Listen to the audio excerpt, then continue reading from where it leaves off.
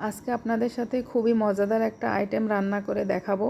এইটা আমার অনেক বেশি পছন্দের, দেখে হয়তো বুঝতে পারছেন। এই যে এখানে হচ্ছে আমি নেহারি নিয়ে রাখছি, এটা হচ্ছে বিফ নেহারি। আমি এখানে নেহারির সাথে কয়েক টুকরো মাংসও রাখছি, কারণ মাংসটা দিলে একটু ভালো হয় আর রুটি বা পরোটার সাথে খাইতেও ভালো লাগে। তো আমি আজকে এটা প্রেশার কুকারে রান্না করব। তো ভালো করে ধুয়ে পানি ঝরিয়ে আমি প্রেশার কুকারে দিয়ে দিলাম।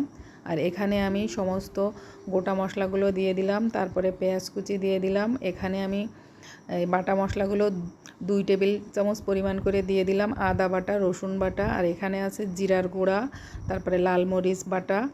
এটা হচ্ছে আমি কাঁচা পেঁয়াজ এবং পেঁয়াজের বেরেস্তা করে এটাও আমি ব্লেন্ড করে রাখছি, এটা দিয়ে দিলাম। তারপরে লবণ দিয়ে দিলাম, এরপরে হলুদের গুঁড়া দিয়ে দিলাম।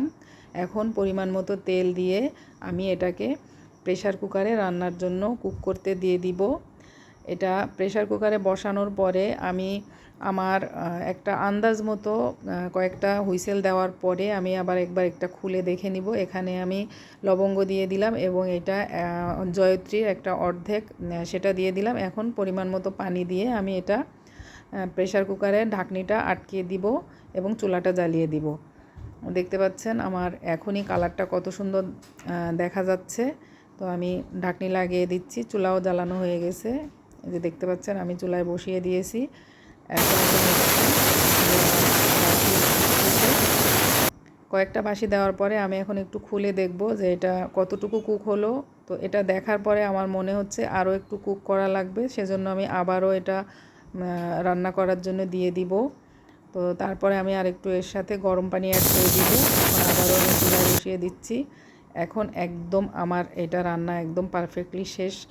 তো দেখতে পাচ্ছেন কতটা লোভনীয় দেখা যাচ্ছে। এখন আমি সার্ভ করব, তারপরে গরম গরম রুটি অথবা পরোটার সাথে এটা খাবো। তো আপনারা কে রুটি বা পরোটার সাথে খাইতে পছন্দ করেন, কে কোনটা দিয়ে, অবশ্যই কমেন্টস করে জানাবেন। আর আমার আজকের নেহারি রান্নাটা কেমন হয়েছে অবশ্যই বলবেন। তো দেখতে পাচ্ছেন এটাই হচ্ছে আমার নেহারির ফাইনাল লুক। তো এখন আমি এটা ডেকোরেশন করব কিছু পেঁয়াজ কুচি, তারপরে কাঁচামরিচ কুচি এবং পেঁয়াজের বেরেস্তা, শসা কুচি, এগুলো দিয়ে আমি ডেকোরেশন করে নিব। আর সাথে আদা কুচিও আছে, আর বোম্বাই মরিচ থাকলে তো আরও বেশি মজা, এবং লেবুও আছে। তো এগুলো একসাথে দিয়ে এটা খাইতে অনেক বেশি মজা লাগে। আমি অবশ্য রুটি দিয়ে এটা খাইছিলাম, মাঝে মাঝে পরোটা দিয়েও খাওয়া হয়। আপনারা কে কোনটা দিয়ে খান অবশ্যই আমাকে কমেন্টস করে জানাবেন। এই যে বোম্বাই মরিচ, এটা অনেক বেশি ঝাল ছিল। তো এই তো আজকে আমার রান্না কেমন হয়েছে অবশ্যই আপনারা জানাবেন। আজকের মতো আমি বিদায় নিচ্ছি, ভালো থাকবেন সবাই, আর একটা লাইক করবেন এবং কমেন্টস করবেন। আল্লাহ হাফেজ।